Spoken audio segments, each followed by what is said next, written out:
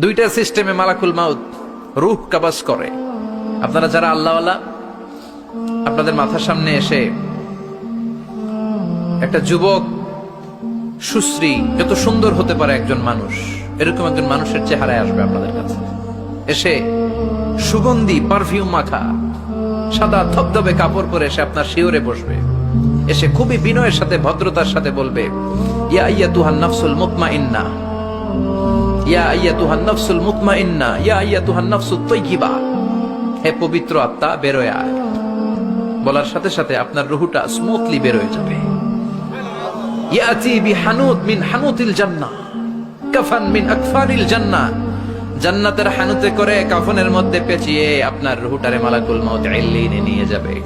আল্লাহ আমাদের সবার নসিবে এই ঘটনা তুমি জারি করে দিও, আমিন। আর যারা ইসলাম মানে নাই, কোরআন মানে নাই, বিশ্ব নবীরা মানে নাই, তাদের সামনে কুৎসিত আকৃতির একটা ভয়ঙ্কর চেহারা নিয়ে আসবে। বিআকবাহি মা ইয়াকুন, হাদিসে এসেছে, যত খারাপ হতে পারে একজন মানুষের চেহারা, যত দুর্গন্ধযুক্ত হতে পারে একজন মানুষের দেহ, বিদঘুটে ভয়ঙ্কর রাক্ষসে এক চেহারা নিয়ে আসবে। মুমিনের সামনে এসে যেমনি ভদ্রভাবে বসে যায়, সে এরকম আসবে না, সে ত্রাস সৃষ্টি করবে। ডাকাত যখন আপনার অ্যাটাক করে এমন ত্রাস সৃষ্টি করবে, কোপ মেরে আঘাত করে আপনি ভয়ে সব দিয়ে দিবেন। ওনারা দেখলে আপনার পিলে চমকে যাবে। ভয়ঙ্কর দুর্গন্ধযুক্ত কালো একটা ড্রেস পরে আপনার সামনে এসে এমন ত্রাস সৃষ্টি করে বসবে, ওইটা দেখলে অবস্থা খারাপ। চিৎকার দিয়ে ধমকাবে আর বলবে, ইয়া আইয়াতুহান নাফসুল খাবিসা, হে পাপাত্তা বেরোয় আয় ইলা গাদাবিল্লাহ, আল্লাহর ক্ষোভ, আল্লাহর রাগের দিকে তুই বের হয়ে আয়। মুমিনের আত্মাটা যেমনি স্মুথলি বের হয়ে এসেছে, কাফেরের আত্মাটা বলার সাথে সাথে বেরোতে চাইবে না।